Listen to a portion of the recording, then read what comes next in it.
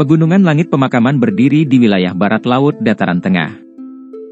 Kemungkinan banyak orang di benua saat ini yang tidak tahu dengan wilayah ini. Namun, itu sangat dikenal oleh beberapa generasi tua dari klan kuno. Ini karena tempat ini adalah tempat klan Hun dan Xiao bertempur saat itu. Perang besar pernah mengguncang seluruh dataran tengah. Ada medan perang kuno jauh di dalam pegunungan. Medan perang sangat luas dan biasanya ada banyak magical beast yang hadir. Itu bisa dianggap sebagai tempat yang berbahaya. Oleh karena itu, tampak sedikit terpencil. Medan perang kuno hari ini tampak agak misterius. Magical beast yang biasanya berkeliaran tanpa petunjuk arah, telah benar-benar menghilang. Sebenarnya tidak mungkin untuk menemukan satu magical beast di medan perang besar ini. Pemandangan itu tampak seolah-olah mereka telah mendeteksi pertempuran besar yang mengguncang bumi yang akan meletus di tempat ini. Swos. Serangkaian suara angin deras yang keras tiba-tiba bergema di pegunungan, yang semuanya tidak termasuk raungan binatang. Orang bisa melihat sejumlah besar sosok muncul di cakrawala. Dalam beberapa kilatan, mereka muncul di medan perang kuno ini. Kita sudah sampai. Kaki Guiyuan dengan lembut mendarat di tanah. Matanya menyapu medan pertempuran yang telah berubah menjadi reruntuhan ini. Matanya tampak sedikit rumit. Perang besar antara klan Hun dan Xiao saat itu telah dimulai di tempat ini. Tak disangka pertempuran mereka dengan klan Hun juga akan dimulai di tempat ini ribuan tahun kemudian. Cari di pegunungan. Banyak ahli dari 3 klan bergegas maju setelah semua orang baru saja mendarat. Mereka dengan cepat melakukan pencarian singkat di pegunungan ini untuk berjaga-jaga terhadap penyergapan yang dilakukan oleh klan Hun. Sepertinya klan Hun belum datang. Yan Jin melangkah maju. Dia melihat ke medan pertempuran kuno yang agak terpencil ini dan berkomentar. Guiyuan sedikit mengangguk. Selain beberapa magical beast yang gemetar di bawah tekanan mereka, tidak ada tanda-tanda aura dari para ahli klan Hun. Mereka dari aliansi Sky Mansion telah tiba. Xiao Yan tiba-tiba mengangkat kepalanya dan tersenyum menyaksikan langit utara. Beberapa riak yang familiar dipancarkan samar-samar dari tempat itu. Semua orang melihat ke arah setelah kata-kata Xiao Yan terdengar. Namun, mereka tidak dapat melihat siapapun. Namun demikian, tidak ada yang meragukan kata-kata Xiao Yan saat ini. Selain Guiyuan, kemungkinan tidak ada orang lain yang hadir bisa dibandingkan dengan Xiao Yan dalam hal kekuatan spiritual. Segera setelah semua orang memfokuskan mata mereka, beberapa suara angin kencang tiba-tiba muncul di langit utara. Setelah itu, segerombolan sosok manusia hitam bergegas dari segala arah. Jumlah mereka sebenarnya tidak kalah dengan jumlah orang yang dimobilisasi ketiga klan. Sepertinya aliansi Sky Mansion benar-benar mengerahkan semua kekuatannya. Kejutan melintas di mata Yan Jin dan Lei Ying saat mereka melihat barisan yang luas dan perkasa. Meskipun aliansi Sky Mansion mungkin lebih rendah dari klan Yan dan Lei dalam hal elit, jumlah ahli yang mereka miliki telah mencapai tingkat yang menakutkan. Haha, sepertinya kita belum terlambat. Bayangan hitam dengan cepat muncul di pegunungan dari segala arah di depan mata semua orang. Orang di depan secara alami adalah Yao Lao. Di belakangnya adalah Cailin, dokter peri kecil, Xiao Chen dan yang lainnya. Bahkan leluhur Menara Pil dan Pak Tua Shen Nong mengikutinya. Tampaknya Yao Lao membuat rayuan untuk merekrut sesepuh ini, yang memiliki pencapaian yang luar biasa dalam keterampilan alkemis. Kedua belah pihak secara alami terlibat dalam percakapan sopan saat pasukan besar berkumpul. Leluhur Menara Pil dan orang tua Shen Nong bisa dianggap akrab dengan 3 klan. Mereka secara alami memiliki banyak hal untuk dibicarakan sekarang setelah mereka bertemu. Xiao Chen, di sisi lain, hanya melirik orang-orang dari 3 klan sebelum berjalan menuju Xiao Yan. Apa kamu baik-baik saja? Xiao Chen melirik Xiao Yan. Wajah tegasnya menunjukkan senyuman saat dia bertanya. Xiao Yan juga menyeringai di depan kerabat ini, yang juga bisa dianggap sebagai leluhurnya. Dia mengangguk. Namun, dia tidak memberitahu Xiao Chen tentang apa yang terjadi pada Xiao Xuan saat ini. Dia mengerti bahwa Xiao Chen dan Xiao Xuan sangat dekat. Jika yang pertama mengetahui tentang berita ini, itu mungkin akan menjadi pukulan besar baginya. Karenanya, tidak ada salahnya merahasiakannya untuk sementara waktu. Aroma tiba-tiba menerkam saat Xiao Yan sedang mengobrol dengan Xiao Chen. Dia mengangkat kepalanya dan melihat wajah dingin Cailin yang menyihir. Xiao Yan mengusap hidungnya dan tertawa kering setelah melihat sikap Cailin yang agak dingin. Cailin Jie, kita telah bertemu lagi. Apakah Xiao baik-baik saja? Sun Er, yang berdiri di samping Xiao Yan, melihat Cailin berjalan perlahan. Riak muncul di matanya sebelum dia bertanya dengan senyum lembut. Wajah dingin Cailin menunjukkan sedikit senyuman setelah mendengar kata-kata itu. Dia dengan lembut berkata, iya dong, dia baik-baik saja. Namun, dia meratapi bahwa ada orang yang selalu absen dari rumah. Sun Er tersenyum mendengar kata-kata itu. Xiao Yan di samping hanya bisa menggelengkan kepalanya tanpa daya. Tampaknya Cailin sedikit tidak senang karena dia telah lama hilang. Apakah lukamu sudah sembuh? Cailin sedikit menekuk bibirnya setelah melihat tingkah laku Xiao Yan. Nada suaranya tiba-tiba menjadi jauh lebih lembut. Meskipun dia sedikit marah pada Xiao Yan karena tidak pulang ke rumah meski terluka, pikiran rasional masih mendominasi pikirannya. Perasaan itu hanyalah sesuatu yang biasanya dimiliki wanita. Iya dong bunda, aku sudah sembuh total, Xiao Yan tersenyum. Dia segera mengalihkan pandangannya dan bertanya, bukankah aliansi takut jika ada seseorang yang ingin menghancurkan fondasinya? Kenapa kok kalian mengirim banyak ahli? Yaula mengatakan bahwa ini sangat penting bagimu, jawab Cailin. Xiao Yan terkejut. Hatinya segera menjadi hangat. Dengan kedatangan tentara dari aliansi Skyman Shah di medan perang kuno, seluruh pegunungan dengan cepat menjadi jauh lebih hidup. Selain itu, ada juga banyak ahli dari dataran tengah di luar pegunungan yang tertarik karena aktivitas tersebut. Namun, mereka tidak berani melangkah ke pegunungan setelah sampai di pegunungan langit pemakaman. Ini karena mereka bisa merasakan aura yang berkumpul di tempat ini telah mencapai tingkat yang menakutkan. Jika mereka diseret ke dalam pertempuran pada level seperti itu, kemungkinan besar mereka akan mati. Setelah interaksi singkat setelah pertemuan kedua belah pihak, semua orang sekali lagi menjadi berhati-hati. Pemandangan mereka menyebar ke seluruh tempat dan mencakup seluruh pegunungan langit pemakaman. Setiap aktivitas yang hadir akan segera menjadi umpan balik untuk kelompok Xiao Yan. Waktu perlahan berlalu di tengah penantian ini. Saat matahari yang cerah mencapai puncaknya, Xiao Yan dan Gu Yuan, yang telah duduk di atas batu besar, tiba-tiba membuka mata mereka bersama. Suara rendah menyebabkan semua orang tiba-tiba menjadi tegang. Mereka telah datang. Bagian dalam gunung tiba-tiba mengungkapkan lapisan kabut hitam setelah suara keduanya terdengar. Kabut hitam berlama-lama di tempat itu. Akhirnya, itu berubah menjadi terowongan spasial yang besar. Banyak aura jahat yang kuat melonjak darinya. Kabut hitam melonjak di langit dan langsung memotong sinar matahari. Segera, suhu di sekitar turun. Semacam aura gelap dan dingin menyebar. Haha, pegunungan langit pemakaman ini sudah lama tidak semarak. Kabut hitam bergejolak di langit dan sosok Hun Tiandi muncul entah dari mana. Matanya menyapu pasukan besar di bawah. Senyuman muncul di wajahnya saat dia berbicara. Api pelahap kehampaan, 4 iblis suci dari klan Hun dan banyak ahli klan Hun lainnya juga muncul di belakang Hun Tiandi. Tampaknya klan Hun juga sangat menyadari pertempuran hari ini. Makanya, itu juga mengirim cukup banyak ahli. Hun Tiandi, kembalikan giok kuno dari 3 klan kita. Jika tidak, kami pasti akan menyerang alam Bu Anda di masa depan. Lei Ying menjerit dingin. Ekspresinya tenggelam setelah melihat Hun Tiandi muncul. Kehilangan giok kuno telah menyebabkan dia menjadi sangat marah.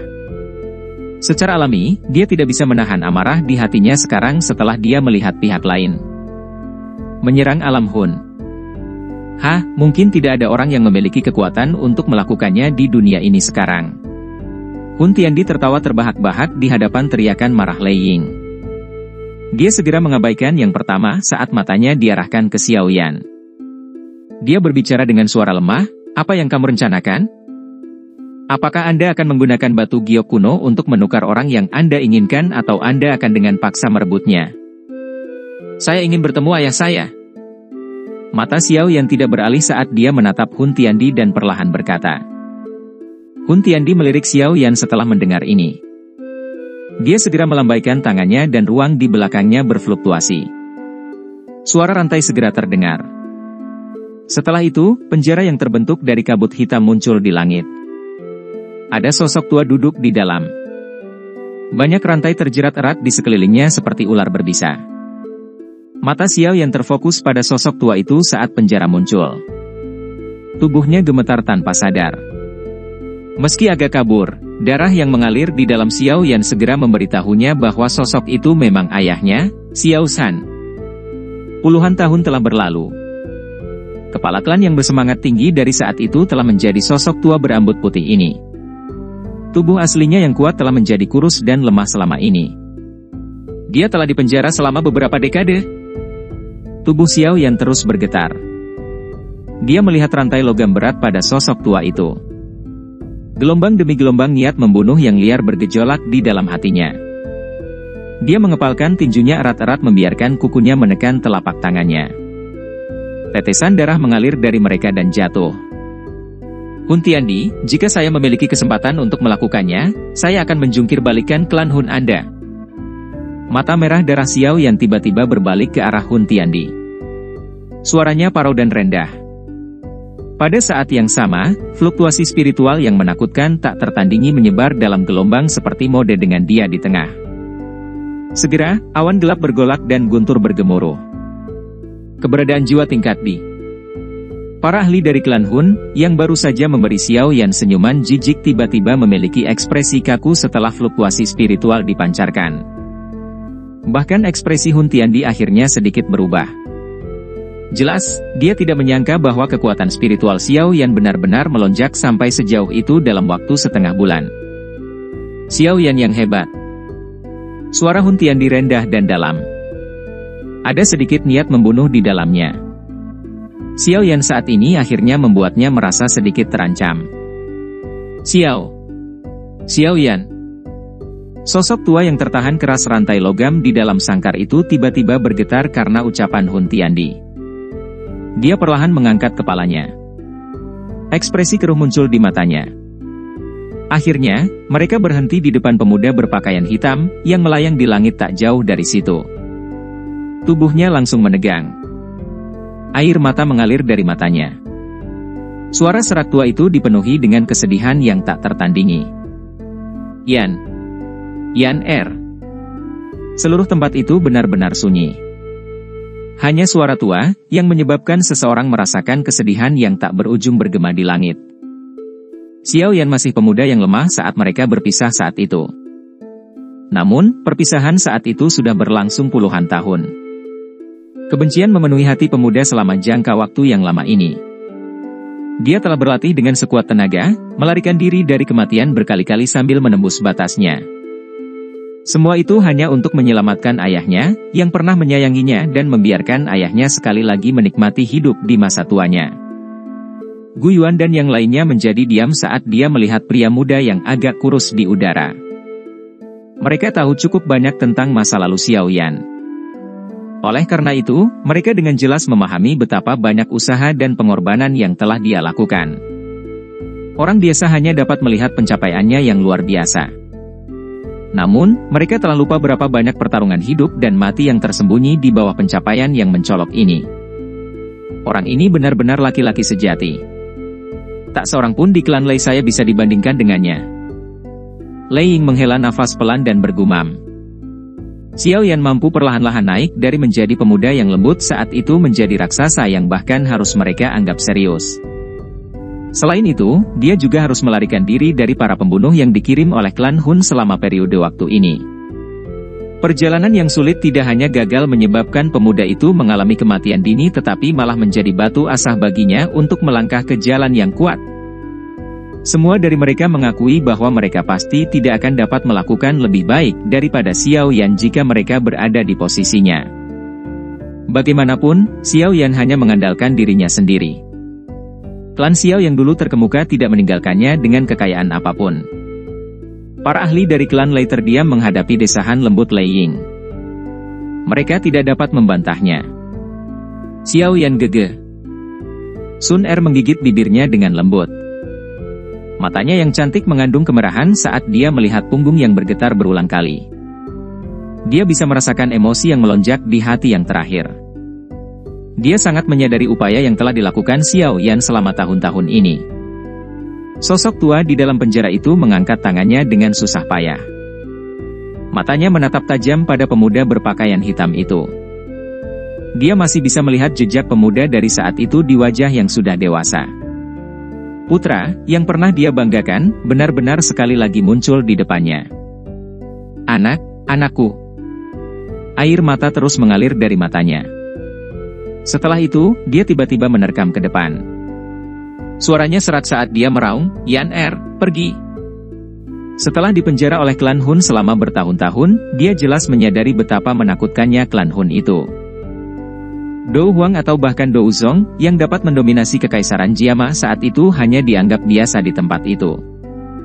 Kekuatan seperti itu cukup untuk menyebabkan seseorang merasakan keputusasaan. Xiao Yan melihat sosok tua itu, yang ditahan oleh rantai logam berat. Sesaat kemudian, dia tersenyum dan mengangkat kepalanya. Dia menghirup udara dalam-dalam. Terlepas dari seberapa banyak kesulitan yang dia derita, ayahnya setidaknya masih hidup. Adegan yang menyentuh. Hun Tiandi tertawa kecil. Matanya melihat ke arah Xiao Yan dan berkata, mungkin kamu harus berterima kasih kepada kami. Ayahmu memiliki bakat biasa. Jika dia berlatih secara normal, dia tidak akan bisa mencapai kelas Dou Huang seumur hidupnya. Agar dia bisa hidup dengan aman sampai sekarang, kami telah memberinya cukup banyak pil obat dari klan Hun kami. Kalau tidak, kecelakaan seperti itu mungkin sudah lama terjadi padanya. Saya akan. Gu Yuan dan yang lainnya mengerutkan kening setelah mendengar kata-kata Hun Tiandi. Namun, senyum muncul di wajah Xiao Yan. Dia mengangguk lembut dan tertawa, Anda dapat yakin bahwa Xiao Yan akan mengingat bantuan besar ini. Lei Ying dan yang lainnya terkejut saat mereka melihat senyum di wajah Xiao Yan.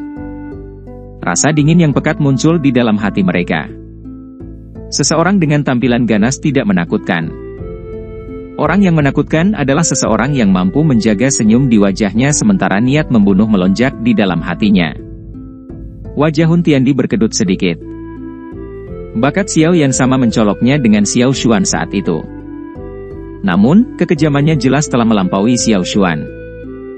Hun Tiandi menatap mata merah darah Xiao Yan. Dia jelas mengerti bahwa kata-kata yang diucapkan Xiao Yan sebelumnya bukanlah kata-kata kemarahan belaka. Jika Xiao Yan diberi kesempatan, Hun Tiandi percaya bahwa dia pasti akan memusnahkan seluruh klan Hun sampai tidak ada yang tersisa. Namun, kemungkinan besar sangat sulit untuk mendapatkan kesempatan seperti itu. Transaksi?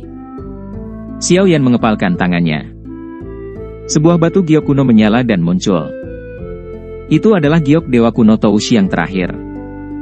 Xiao Yan tidak mencoba menggunakan batu giok palsu. Ini karena dia mengerti bahwa metode ini tidak akan berhasil pada ahli seperti Hun Tiandi. Keserakahan dan keinginan melintas di mata Hun Tiandi saat dia melihat batu giok kuno di tangan Xiao Yan. Begitu dia mendapatkan potongan terakhir dari giok kuno ini, dia akan mempelajari lokasi istana dewa kuno Toushi dan kemudian membukanya. Pada saat itu, dia benar-benar akan melompat menjadi penguasa dunia ini begitu dia mendapatkan pil embrio tingkat di dalamnya. Pada saat itu, yang disebut aliansi akan menjadi seperti semut di matanya. Jepitan tangannya bisa dengan mudah menghancurkan segalanya. Tubuh kelompok Lei Ying menjadi lebih tegang setelah mereka melihat Xiao Yan mengeluarkan giok kuno. Namun, tidak ada yang mengucapkan apapun untuk menghentikan Xiao Yan saat ini. Dari penampilan Xiao Yan sebelumnya, dia kemungkinan akan berbalik melawan siapapun yang mencoba menghentikannya menyelamatkan ayahnya saat ini. Kami akan menukarnya secara bersamaan. Kamu harus mengerti betapa sederhananya bagiku untuk membunuh ayahmu. Makanya, sebaiknya jangan biarkan aku melihatmu melakukan trik apapun. Hun Tiandi menarik matanya dan berkata pelan. Xiao Yan melirik Hun Tiandi. Dia merentangkan tangannya dan giok kuno perlahan naik di bawah kendalinya. Melihat hal tersebut, Hun Tiandi pun melambaikan lengan bajunya. Penjara yang dibentuk oleh kabut hitam berserakan. Dengan jentikan jarinya, rantai logam di tubuh Xiao Zhan semuanya dilepaskan. Akhirnya, dia mengepalkan tangannya. Itu berubah menjadi sinar cahaya hitam yang menyambar Xiao Zhan. "Sini!" Hun Tiandi melambaikan tangannya yang besar. Xiao Zhan dibawa ke Xiao Yan di bawah kendali cahaya hitam. Setelah itu, sebuah pikiran melintas di benak Xiao Yan dan giok kuno juga melesat langsung ke arah Hun Tiandi. Pada saat yang sama, Xiao Yan menekankan jari kakinya di udara dan melesat ke depan. Tangan besarnya meraih Xiao Zhan. Sebuah kekuatan isap meletus dan dia menariknya. Dia menebaskan tangannya ke bawah dan penahan hitam di sekitar tubuh Xiao Zhan dipotong. Hun Tiandi meraih batu giok kuno tepat saat Xiao Yan berhasil menyelamatkan Xiao Zhan. Bahkan dengan ketenangannya, dia tidak bisa menahan tawa keras saat dia merasakan kehangatan di batu giok kuno. Sekarang giok kuno ada di tangannya, dia sudah bisa melihat dirinya melangkah ke panggung yang dia impikan. "Ayah!" Tubuh bersemangat Xiao Yan gemetar tanpa sadar saat dia menangkap Xiao Zhan. Tubuhnya bersinar dan dia dengan cepat terbang ke aliansi. Setelah itu, dia dengan hati-hati menurunkan Xiao Zhan. "Yan ini benar-benar kamu." Melarikan diri dari pengekangan dan diselamatkan telah terjadi dalam sepersekian detik ke Xiao Yan. Dia baru saja memulihkan fokusnya ketika dia melihat wajah yang berada di dekatnya. Tangannya yang gemetar menyentuh wajah Xiao Yan. Sikap ketakutan itu seolah-olah dia takut ini hanya sebuah ilusi.